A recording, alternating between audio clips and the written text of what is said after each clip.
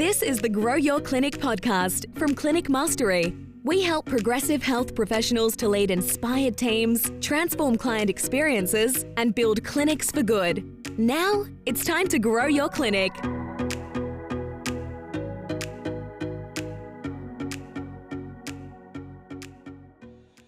Welcome to the Grow Your Clinic podcast. My name is Ben Lynch. If you're a clinic owner and you struggle with focus or you procrastinate a lot, this episode is for you. I'm in conversation with my friend and my colleague here at Clinic Mastery, Brigid Linden, affectionately known as Bid.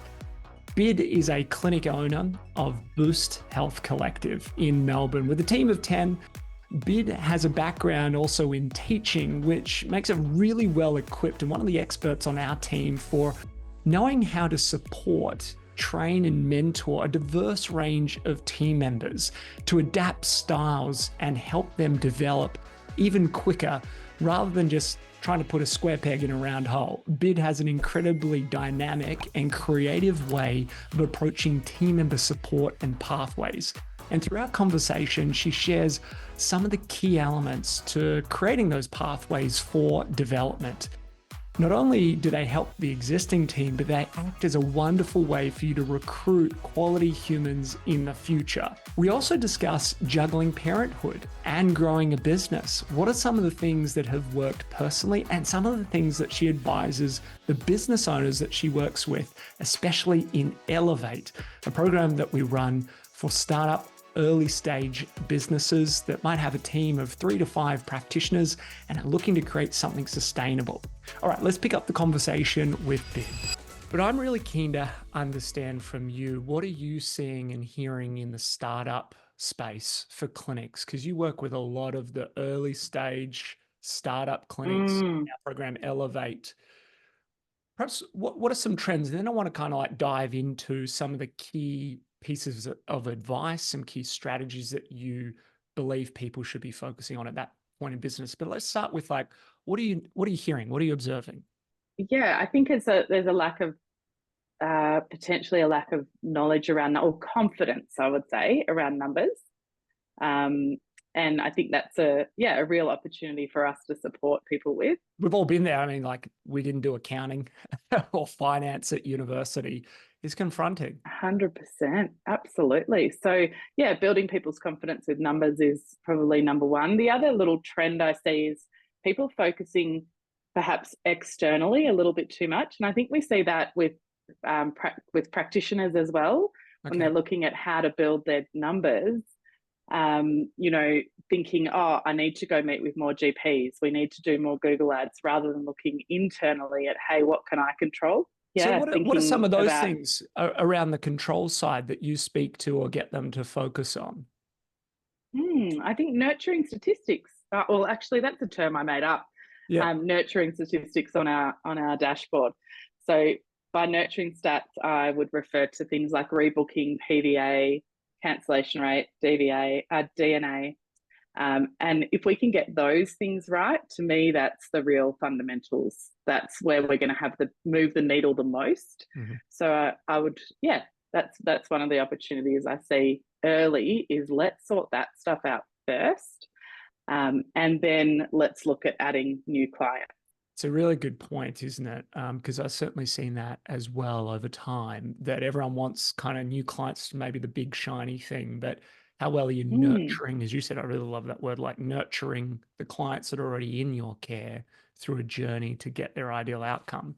So tell me, like the confidence side of things, maybe like what was your journey with numbers, understanding from your P&L in Xero as an example through to some of these KPIs in business? What was your journey with numbers before you became such an expert in them as you are today?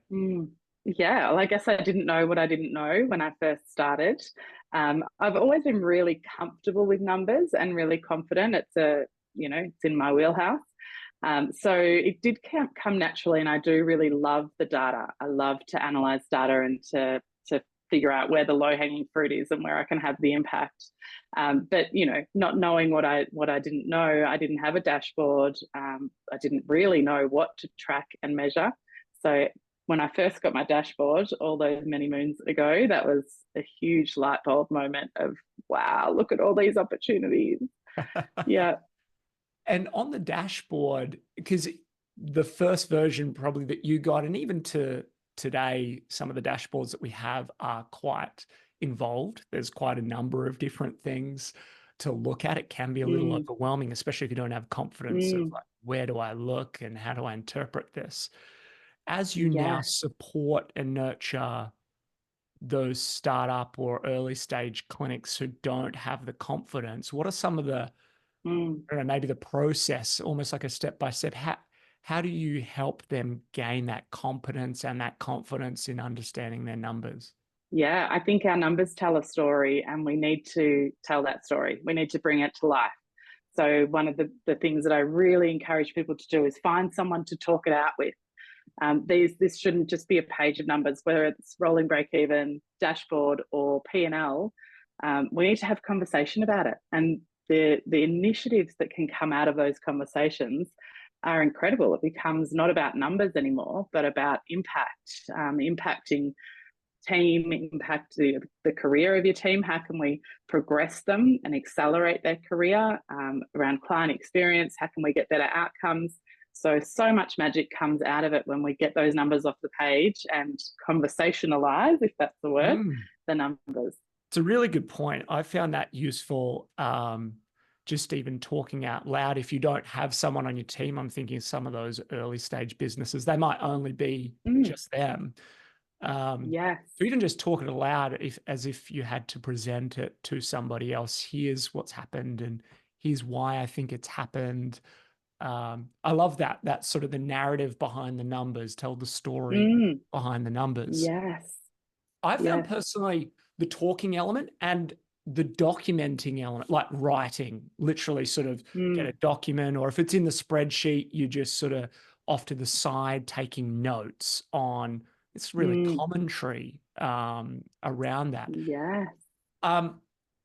Are there any other sort of practices that you like to use, or is it around specific people that they're talking to about those numbers? Because if we think obviously from team members through to bookkeeper, through to accountant, through to business advisor, maybe let's start with who do you maybe encourage people to speak to about their numbers?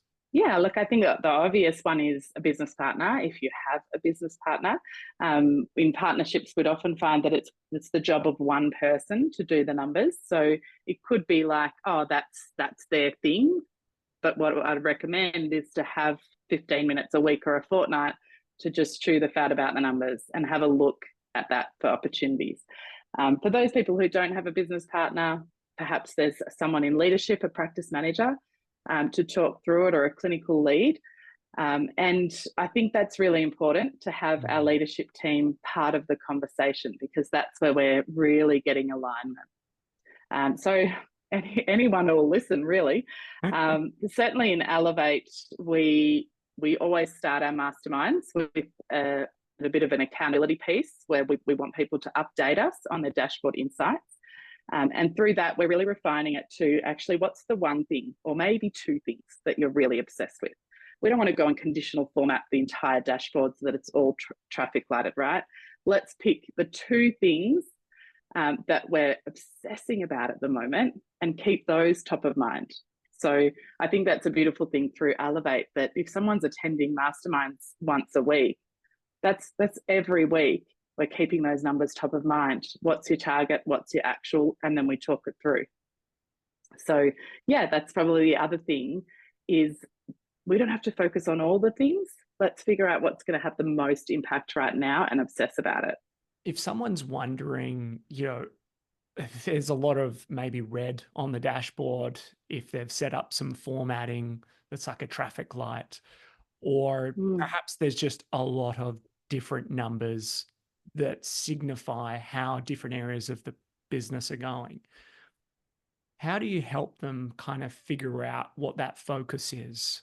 What are some of the pieces of advice or questions that you would ask them to get to that clarity? Because it does feel like you could focus on everything, but there's only so many hours in the day. So how do you go about creating that clarity for someone?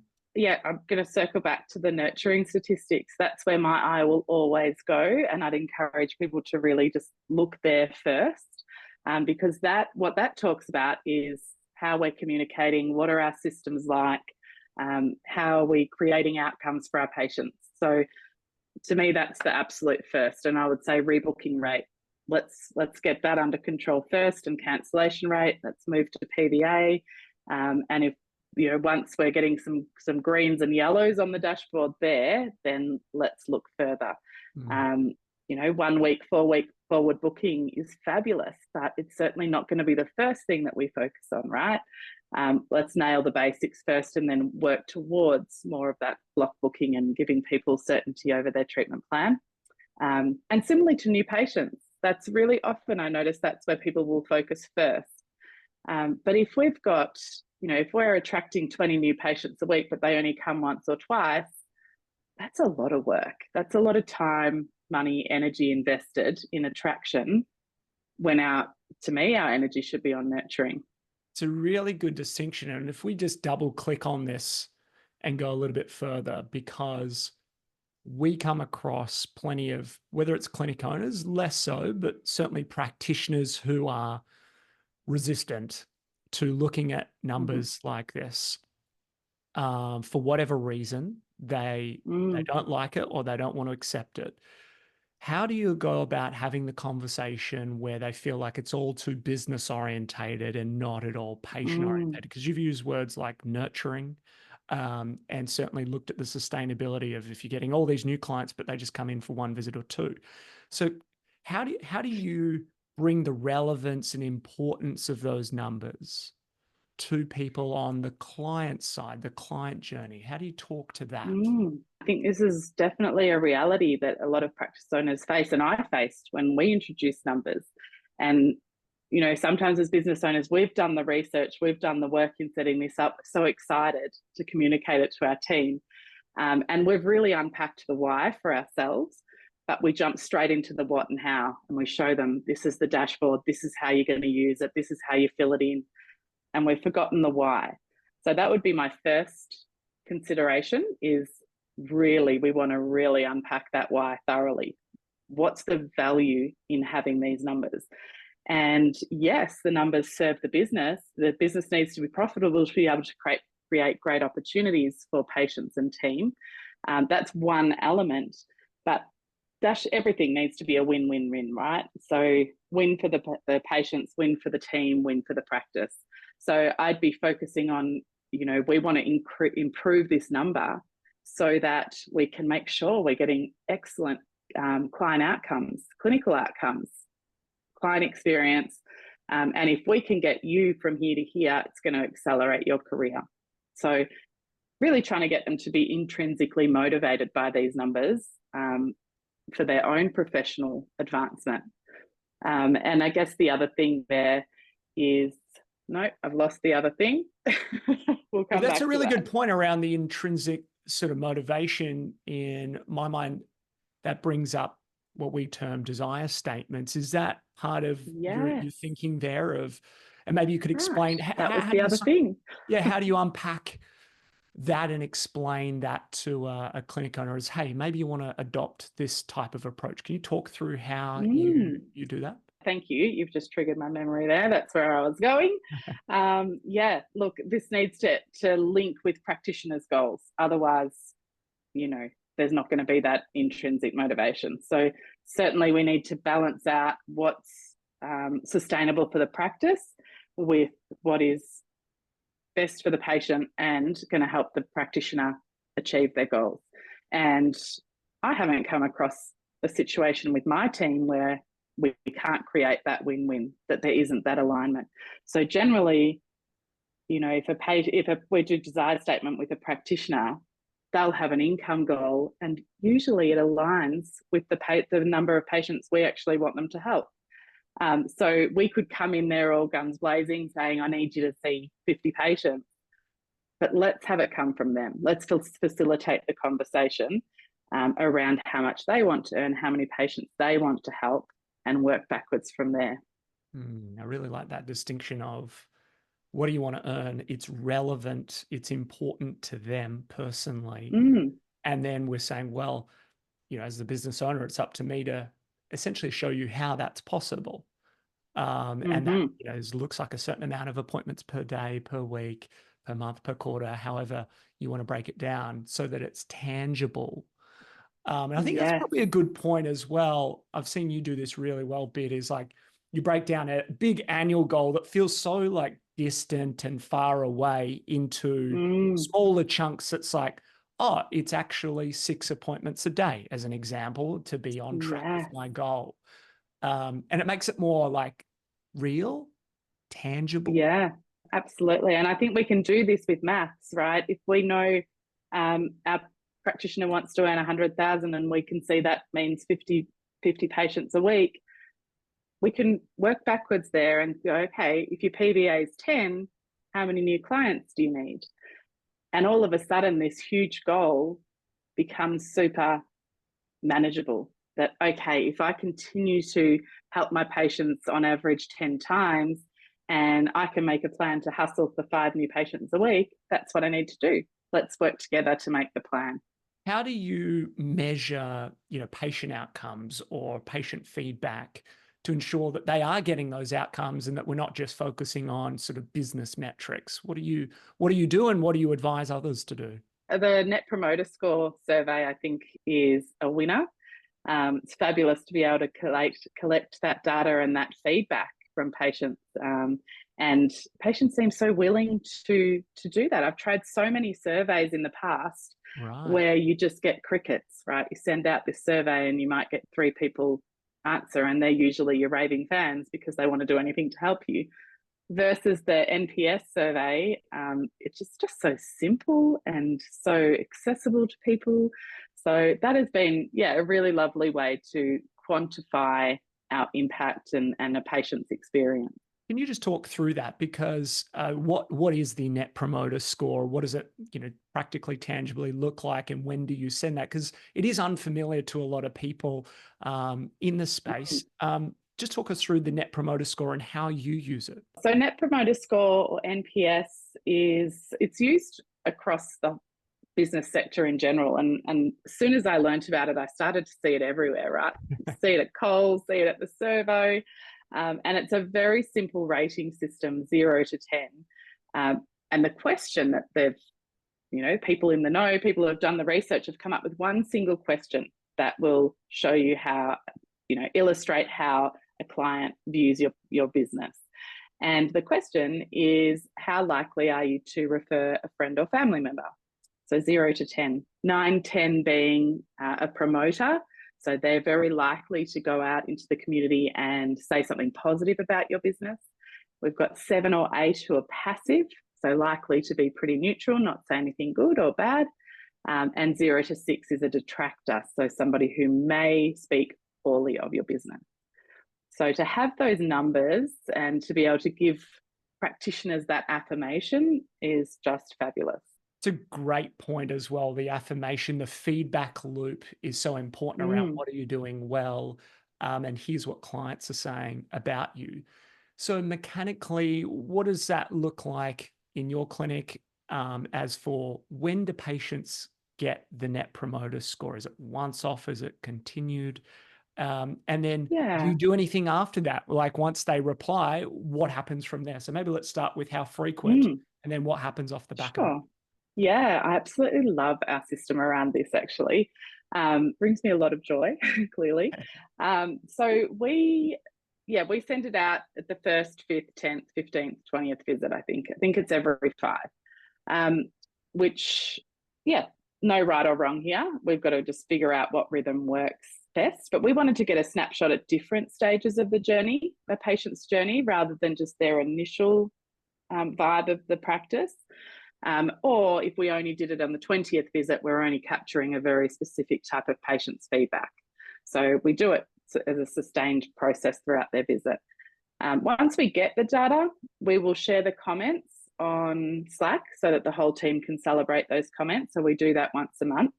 And they also go onto a practitioner's dashboard, which is a lovely thing for them to look back on, people who have been with us 7, 8 years to be able to have a look at that that much feedback from clients is really special.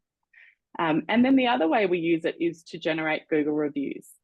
So we've tried a few ways to do this, and what we found super effective is to actually copy their comment and to send them an email to say, we're so grateful for these beautiful words. It would mean the world to Nat if you would be comfortable copying this into a Google review and sharing the link. So we make it super easy. We're not saying to people, thank you for leaving that those beautiful comments. Can you also write us a review? And they've got to start drafting it again. So, a little bit of a roadblock we found. So since it's very manual the way we do it, but to me, it's worth it for the Google reviews. And of course, we need to be careful with ARPA regulations, and we're careful in the reviews that we select to ask. We choose the reviews that are focused on client experience rather than clinical outcomes. But really interestingly, almost all of the reviews, the comments that are left by MPS are client experience reflections.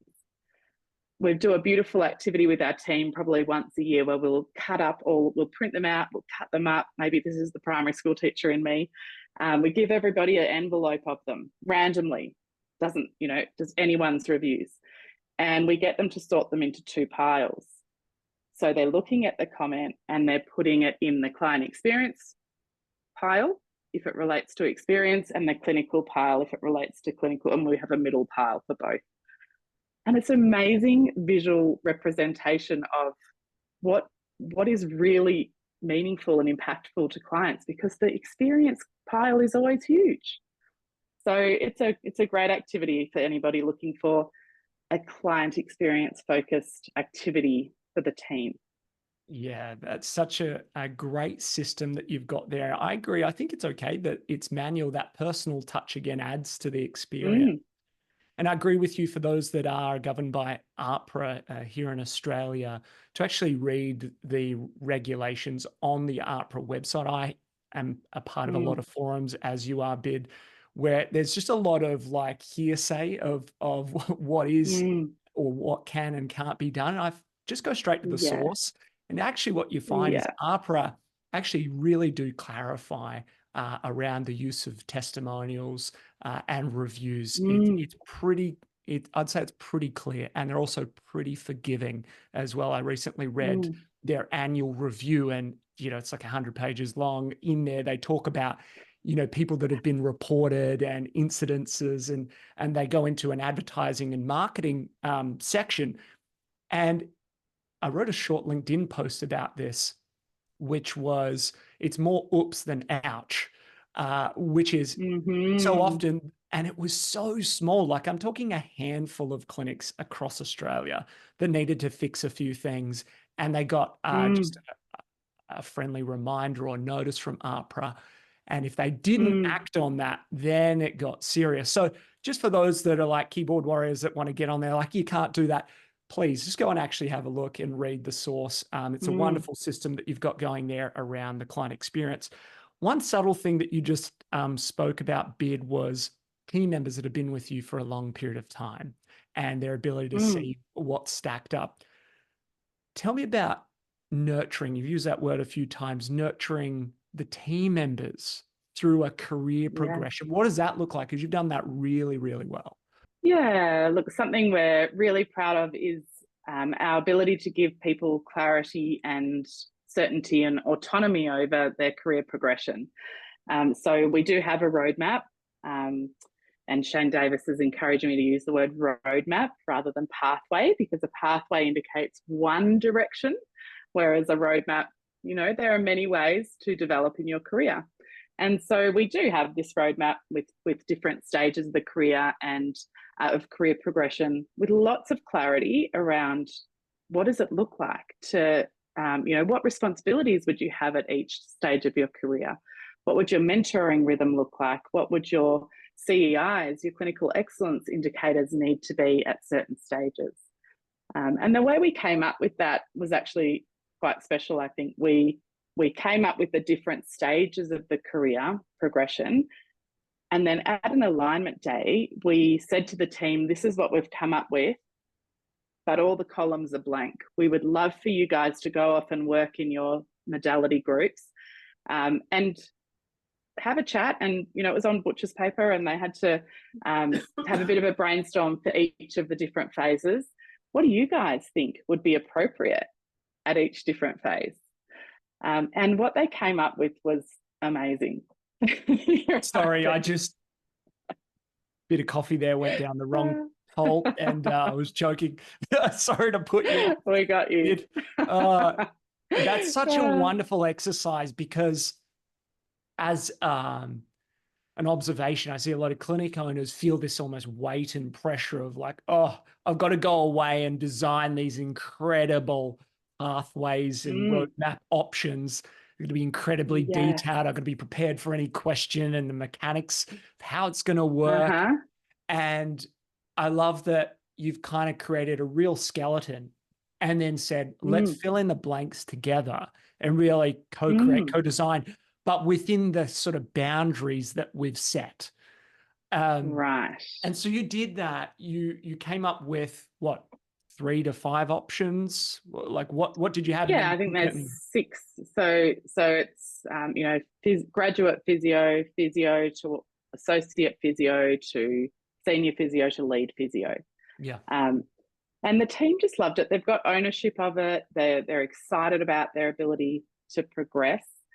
And it really, I'm not going to say surprised me, but it really affirmed the alignment that we have in our team, and was such a great reflection of our culture and alignment within the team, right?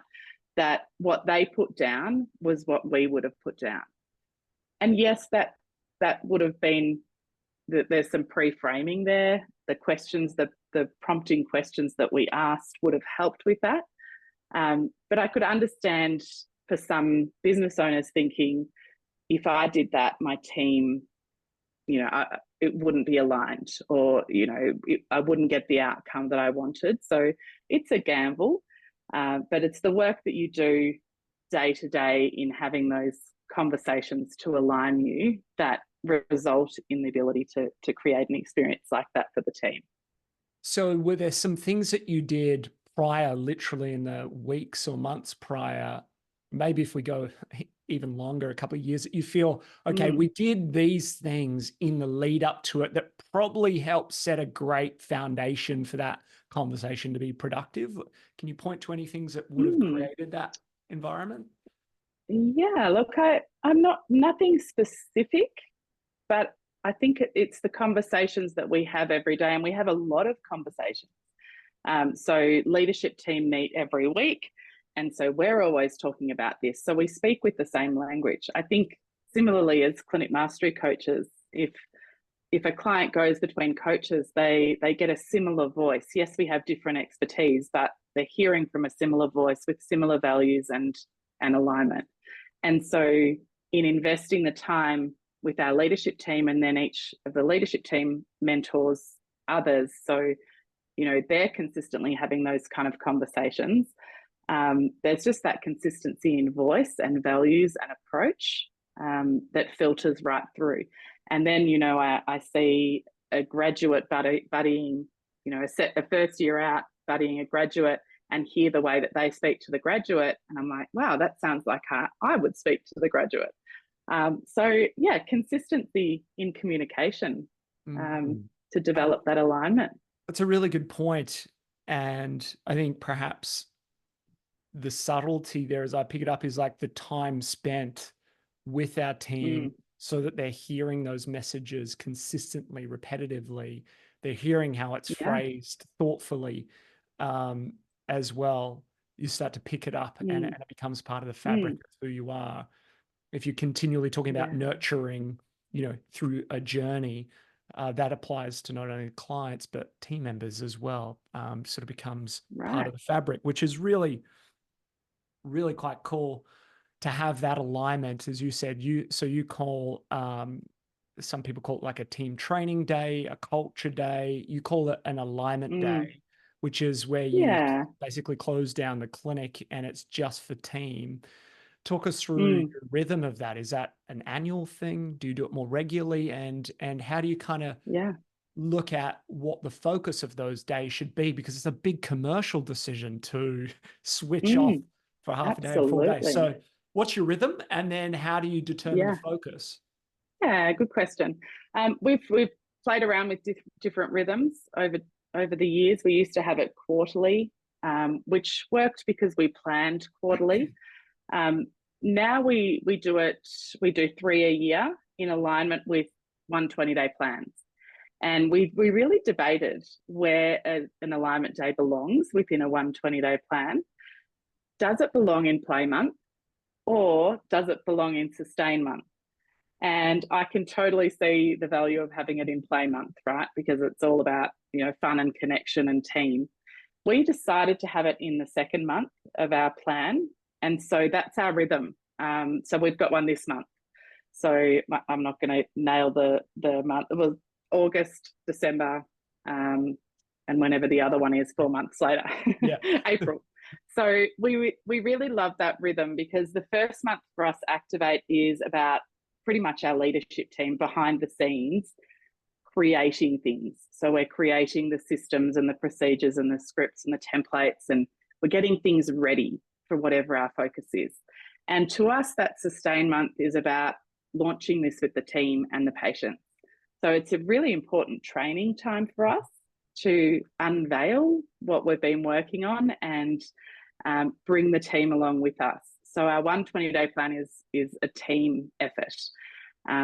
And so alignment day is the perfect place to do that, because we get time to unpack the why. Why are we focusing on this? And then introduce the what and the how, and get people excited about it, and do some training in that space. Really nice. Coming back to that why point that you mentioned earlier, of really spending more time on that than jumping to the what and the how of this is the new system, process, policy. I feel like we're, as business owners, so eager to get the change implemented and actioned that we jump straight to here's what we're doing and here's how it's going to work. The why, we could definitely go deeper and deeper and deeper.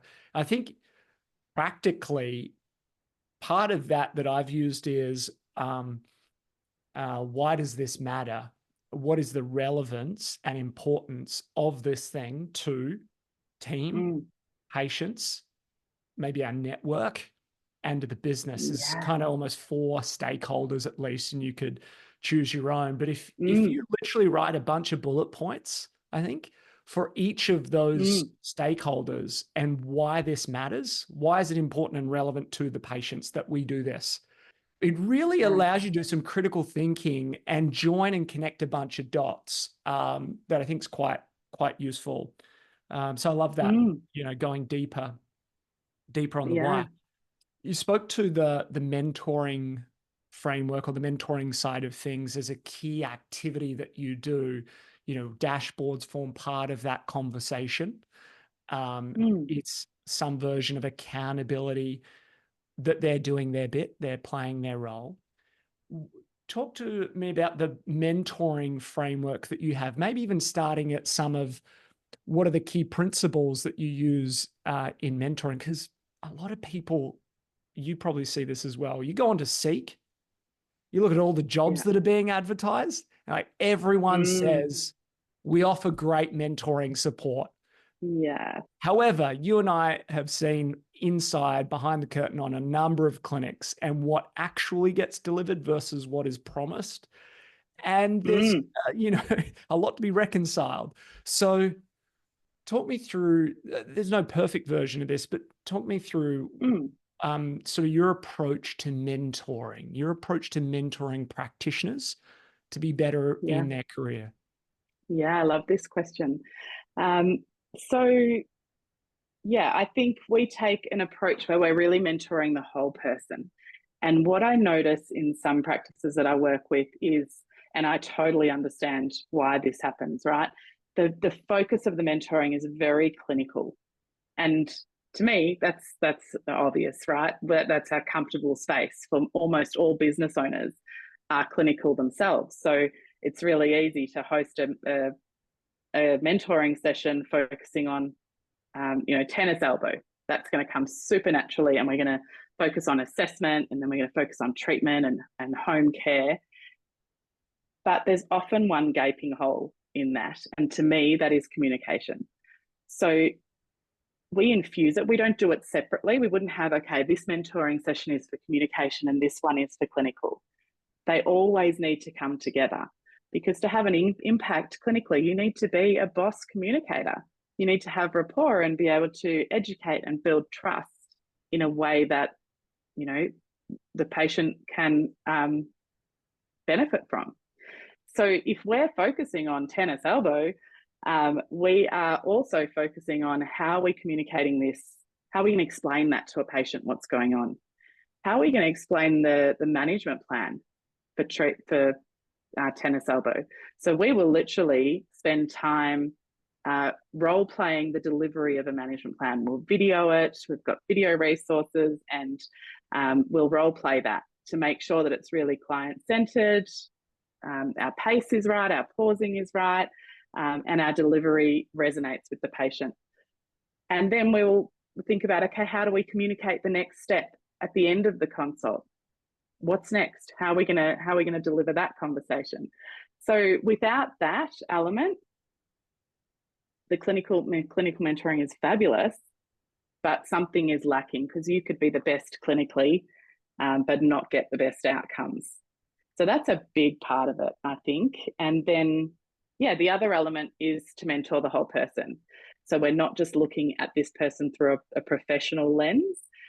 We know that how personal mastery is really important, right? What's happening how we're showing up in our personal lives is really going to impact how we're able to show up professionally. And we really want our team to be really well-rounded. Balance is a little bit elusive, but to be well and happy in all aspects of their lives. So we check in on those sort of things, and we feel like we have quite a space where people can be vulnerable and let us know what's happening in their lives, so we can support them as a whole person. How do you approach that? Or perhaps now you're so well versed in it, how do you coach a clinic owner that hasn't done that maybe comes to us and said, well, previously my team have been like, my personal stuff's personal and I'm just here for work and I'm just going to do that. Or any other version of maybe that feels a little uncomfortable to explore what happens outside of work, and how do I even start that conversation? Just what's your advice on people that are new to this? Are there certain topics, questions, approaches that you find useful for those just starting out in going beyond just the clinical realm? Yeah, I think rapport is really important. If we launch straight into, I want to check in on how you're sleeping and how you're eating at the moment, that's going to be pretty weird, right? Like someone might get a bit defensive and feel like that's pretty intrusive. So I think we need to make sure that we've established rapport, so that everything that we're asking our team members is coming from a real place of care. And to me, that starts from the interview process. Right from the first minute we meet somebody, we are, connecting as humans. And, I want to see the real human in an interview process and connect. And so that foundation starts there. And then through the recruitment process, we're going to get to, what we would call an offer meeting. Once we've offered someone a position, we'll get them in and we'll talk to them about the position, the offer. We're going to communicate the salary and the progression pathways and all the things face to face. We're not just going to shoot them that via email, because that is a massive opportunity to pre-frame our expectations, but also what it's going to feel like to work with us. And so even into that conversation, we're infusing, at Boost, we nurture the whole person, and we're going to support you in your personal life and your professional life. Does that sound okay? Oh yeah, that sounds amazing. And so then in induction, there's little units about personal well-being, and we open up those discussions. What works really well for you when when you're showing up at your best? What are you doing? And so it's not a random conversation that we just bring out of the blue on their 9th week of employment. And to me, that's why it works. It's a really great point. And that question I love is, when you're at your best, what are you doing? For many people, they'll be like, well, I'm going to the gym 3 times a week. I feel good when I've got that habit. Or it's when I am sleeping well, or it's when I've got a challenge, intellectually or physically that I'm pursuing, running a marathon or new study. And so it's such a wonderful open-ended question that someone can take anywhere. So yeah, thank you for sharing that. It's really awesome. Something that you've been a great advocate of, you've shared so many of your own personal insights around this, is around motherhood and business as well. So much of our community are mothers running a business, running a family as well. What have been some of the things that you've found really useful for helping, especially those mums that are starting a family or expanding a family whilst also growing their business? What have you found really useful in helping them navigate the juggle? As you said, it's not really a balance in life, but a juggle. Yes. Oh gosh, yes. This is We could talk for hours. It's very I'm real. sure. It's real. Yeah, the juggle is real. And I think there are seasons in life, and we need to kind of roll with the seasons. That baby toddler phase, that's hard. There's no way around it just being a bit of a difficult phase in life, and knowing that, hey, this season is going to change. So we need to be really fluid with that and adapt as we go. So our rhythm, of course, when we don't have kids, is a certain way. And if we're too attached to that rhythm and too kind of fixed with that, thinking, okay, that's going to be the same once I've had the baby, I think that can cause a few, a few wobbles. Yes. And so I think being really fluid and really gentle and kind with ourselves, and realistic about what we can achieve is a bit of a game changer. My kids are, I better not get this wrong, my kids are 11 and 12 and 22 at the moment.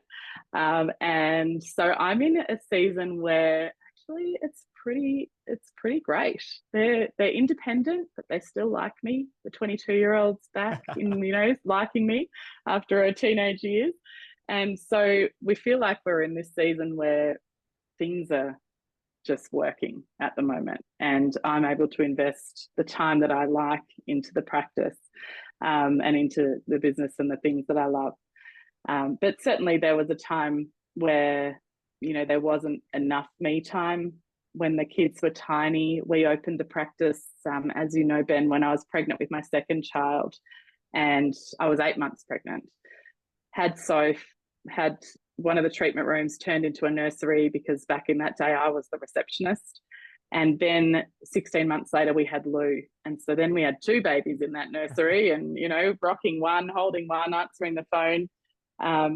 So it was a juggle. But I think this looks really different for different people. Yes. For me, that worked. My kids were really good sleepers. I was able to get up and work from 5 till 7 every morning, and that was absolute golden time for me, because nobody could take that time away from me, because thankfully they did sleep until 7. It was rare that they woke up. But yeah, it was definitely interesting times for a while there. It's a great point around, like, everyone's journey is different and everyone's approach is different in how they want to navigate it. But the point you made around maybe just that sort of self-talk around the expectations, don't be so hard on yourself, maybe a little bit kind, because it is quite a change, and hopefully for most a really joyous change, but still brings its stresses. What I've actually found, no matter the differences in how people approach it, whether this is mums, dads, I feel like it's a really incredible force function where you've all of a sudden got these added constraints, perhaps, if you view it that way, that force you to rapidly accelerate your prioritization and decision-making skills. Yes. Because all of a sudden, Yeah. perhaps, if you're going from no kids to having your first child, okay, things are completely different. Maybe if you're adding subsequent kids, and you're like Shane Davis, maybe you're on to your 8th kid. I'm sure he's on his way. That you've got some version of a routine that's happened, or your systems, your support networks, et cetera, set up. But there's one thing I've seen, like a through line through everyone, is like they have to get better. And this is the thing, like it's a forcing function. You have to get better. Or how am I going to cut and slice my day? Or is this really the top of my to-do list? Or can I let it slide for a little bit? Or that conversation, that's not such a big of a deal. I was making it up. And so that's probably a thing that I've seen over time. I don't know if you've seen something similar or experienced it yourself like that. Yeah, I was actually having a conversation with a member similar to this yesterday, in that time is very limited. So how can we be super impactful in the time that we do have? So focusing on that deep work, and as you say, really prioritizing when we do get the time, let's be super effective in that time. And I think as you alluded to, that sometimes happens really naturally. Yeah. Because we just have to be effective in everything that we do. Yeah. So yeah, I think that's really optimizing the time that we have and being clear on what's a priority and what's a sustainable workload at the moment, knowing that things will change, and let's do the important stuff now and the nice to haves when it's appropriate. I like that seasonality approach. The thing that it also forces you to do, I think, is embrace new ways or different ways, broadly more efficient or smarter ways of operating, where you might have taken a certain amount of time to do something. Perhaps you're then forced to go, well, what's a more creative or dynamic way? And that could be, well, I'm going to delegate that, or I'm going to recruit someone into that function. Yes. Or is there a piece of software or technology that could replace it? I remember when we started CM, we were probably in the first 6 months or so, and my wife, Maddie, who's a nurse, was working, maybe it was a 20-30 minute walk away from where we were at home, and I had Tommy, he was 6 months old. Yeah. Maddie was still breastfeeding Tommy, so I'd be taking him in twice a day by foot because we only had one car. And amazing. And through that process, I found, okay, well, I'm going to have to put him to sleep, do the whole rigmarole. And I was using voice to text. We didn't have things like, ChatGPT today where it can, really help you on that front. But I found, okay, well, I can't be by my computer typing, but I can kind of get fit walking a lot, settle the baby, and kind of answer emails or messages with a voice to text over the phone. And so it's a forcing function to think a little bit more creative and dynamically about, well, how can I still get some of these important things done with these new logistics around me? Yeah. So, and Ben, I think what resonated there was that you were really focusing on what you can do rather than what you can't do. And that can be, from a mindset perspective, understandably, it can affect new mums to be thinking, I used to be able to do this, I can't do this. And so if we're thinking about what we can do, we're going to become naturally more innovative and proactive, right? It's such a good point, because you opened with that around, it's almost like conscious or subconscious expectations. Like if I expect my day's going to go a certain way and to time and to schedule, and my week's going to do that, and it doesn't, you end up kind of getting like some degree of frustration, resentment, stress, anxiety, whatever it may be. And so I think, to your point about being kind and flexible is really good. So I like that distinction of, okay, well, what can I do with 20 minutes while I'm doing the dishes? Yeah. I can listen to that podcast or that audio book about marketing or systems, perhaps if I'm looking to integrate it, or just enjoy the peace of maybe doing the dishes in quiet. So I think it's Correct. all about just being adaptable is really what you're saying. I love that. Absolutely. Yeah. And being in touch with our desire statement at that time of our life is significant because, you know, it connects us to the why. And being a business owner as a mother is just the most incredible gift. Well, it has been the most incredible gift to me in that it's given me control over my time. So I'm the mum who can show up to, I don't know, I think people think I don't work because I can show up to the athletics carnival and then I'll be on canteen duty. Next minute, I'm dressing the kids at the school concert. And perhaps they think I don't work, but I am absolutely working super hard, but I'll work, you know, in the time slots that around my family and that really suit my lifestyle. So from a desire statement perspective, if that is the vision that you have for your family, to be anchored to that can help to kind of, you know, drive that adaptability and press on in the more difficult times that this is possible. It's a really great point around being adaptable and flexible because it is quite a change in your life. I know it's not always easy for people, but being adaptable hopefully is a useful thing to navigating the season, as you put it, which is a really lovely way to think about it. Well, we covered a lot of stuff in this episode. It's really great. I look forward to picking it up. Do you have any closing remarks for those that maybe are struggling a bit? That we certainly focus on, you know, installing change in clinics so that they can bring all these wonderful things to life that are on their vision, on their desire statement, but certainly have gone through ourselves and see daily the hardships that are a reality for a lot of clinic owners for a variety of reasons. For those people out there, perhaps that are navigating a challenging season, what sort of notes do you have for them? You've gone through plenty as a business owner, so have I. What do you have for them as they navigate this season? Yeah, look, I would say lean on your community, and hopefully that's the Clinic Mastery community because it is spectacular. And people in the CM community, there's not that many things that could come our way that somebody hasn't been through.